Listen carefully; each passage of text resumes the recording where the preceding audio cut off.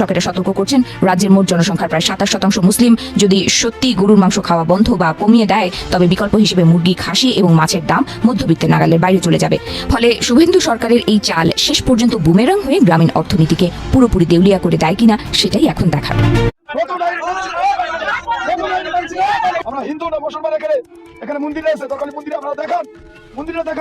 এই আর্তনাদ ভারতের পশ্চিমবঙ্গের হিন্দু গরু ব্যবসায়ীদের।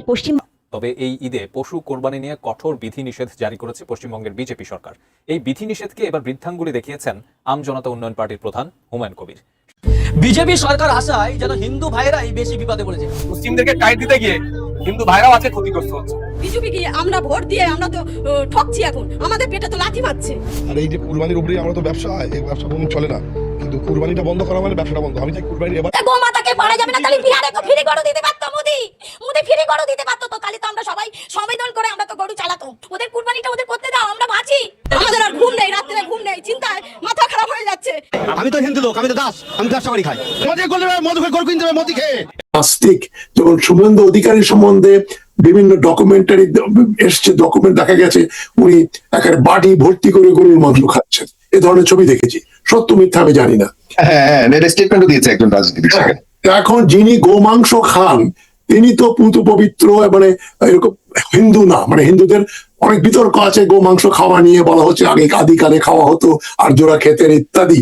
কিন্তু এই যে উনি যে ধর্ম ব্যবহার করে রাজনীতি করছেন, যেমন নরেন্দ্র মোদী, উনি কি খুব তাত্ত্বিক, ভীষণ রকম ভাবে হিন্দু ধর্মের দীক্ষা গ্রহণকারী কেউ?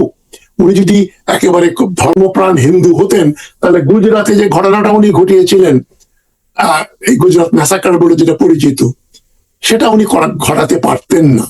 যেমন মোহাম্মদ আলী জিন্নাহ, তাকে কিন্তু কট্টর মুসলমান হিসাবে কেউ বলেন। অনেকে বলছে উনি প্রায় নাস্তিক, মদ পান করতেন, অনেকে বলছে শুকরের মাংস খেতেন, কিন্তু তিনি পাকিস্তান প্রতিষ্ঠার ব্যাপারে দৃঢ় সংকল্পবদ্ধ ছিলেন। তিনি বিশ্বাস করতেন মুসলমানদের একটা আলাদা দেশ না হলে কয়েক কোটি মানুষ নিগৃহীত হবে, তারা সেকেন্ড ক্লাস সিটিজেন হিসেবে থাকবে ভারতে।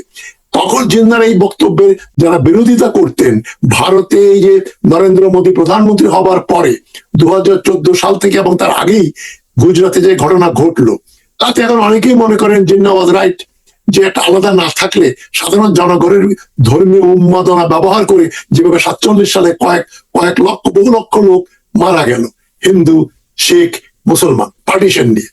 সুতরাং এই ধর্ম ব্যবহার করে যদি শুভেন্দু অধিকারী ক্ষমতায় আসেন, এবং যেটা নরেন্দ্র মোদীও করেছেন, তাহলে ধর্মের সঙ্গে রাজনীতিটাকে আমরা মিশিয়ে ফেলি কেন?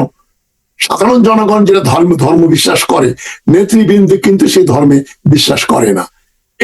এটা হচ্ছে মূল সূত্র, যে সাম্প্রদায়িকতা কোনো ধর্মের ব্যাপার না, এটা এক ধরনের identity. It could be false. যে এখন যেমন এই যে মুসলিম জাতীয়তাবাদ, আজকে আমি একটা টক শো করেছি এই জিন্নাহ এবং মুজিব বিতর্ক নিয়ে বাংলাদেশে, যে জিন্নাহ অ্যাভিনিউর নাম কি আমরা আবার জিন্নাহ অ্যাভিনিউ করবো কিনা, বঙ্গবন্ধু অ্যাভিনিউ জিন্নাহ হল পরিবর্তন। তখন একজন দর্শক মন্তব্য করেছেন, আমরা মুসলিম জাতি, আমাদের জাতির পিতা হচ্ছেন হযরত ইব্রাহিম। এখন মুসলিম জাতি বলে কোনো জিনিস মাদ্রাসার গণ্ডির বাইরে এক্সিস্ট করে না। মানে মুসলিম জাতি যদি এক জাতি হতো, আরব দেশে একই ভাষা বলে, একই কালচার, মুসলমান, এতগুলো আরব এবং মুসলিম প্রধান দেশ হতো না। সুতরাং জাতীয়তাবাদ একটা ইমোশনাল ব্যাপার, এটাকে আর্টিফিশিয়াল। একসময় আমরা পাকিস্তানি ছিলাম, আগে ভারতীয় ছিলাম, পরে বাংলাদেশি হয়েছি, আর 50 বছর পর আমরা কি হব বলা মুশকিল। এটা এই দ্বন্দ্বটা সাময়িক, এবং এটা মানুষে ব্যবহার করে, এই উত্তেজনাটা ব্যবহার করে। বদরুদ্দীন উমর যে ব্যাপারে খুবই, আমি মনে করি একমাত্র বাঙালি বুদ্ধিজীবী, বাংলাদেশি বুদ্ধিজীবী, যিনি এই ব্যাপারে বিশাল আলোচনা করেছেন।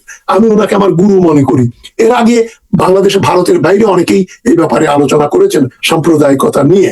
তবে ভারতের সঙ্গে বাংলাদেশের সম্পর্কটা, এটা কিন্তু কেবল ধর্মীয় না, এই বিভেদটা ধর্মীয় না। যেমন 1947 সালে যদি অসাম্প্রদায়িক দিক দিয়ে চিন্তা করেন, সাম্প্রদায়িক মোহাম্মদ আলী জিন্নাহ ইউনাইটেড বেঙ্গলের পক্ষে কথা বলছেন, কিন্তু অসাম্প্রদায়িক হিন্দু নেতৃবৃন্দ, ব্যতিক্রম ছিলেন কিরণ শঙ্কর রায়, তারপরে বসু, আপনার ওই শরৎচন্দ্র বসু, এই ধরনের কয়েকজন ছাড়া বাদ বাকি হিন্দু ভদ্রলোকেরা মনে করেছেন বাঙালি হিন্দু আর মুসলমান এক থাকতে পারে না। আলাদা করতেই হবে। সুতরাং এই যে দুই বঙ্গ, যে দুইটা বঙ্গ হলো 47 সালে, এর জন্য তো পপুলার পারসেপশন হচ্ছে মোহাম্মদ আলী জিন্নাহ সরোয়ার দিয়ে মুসলমানরা মিলে পার্টিশন করেছে। এর চাইতে বড় মিথ্যা কথা হতে পারে না।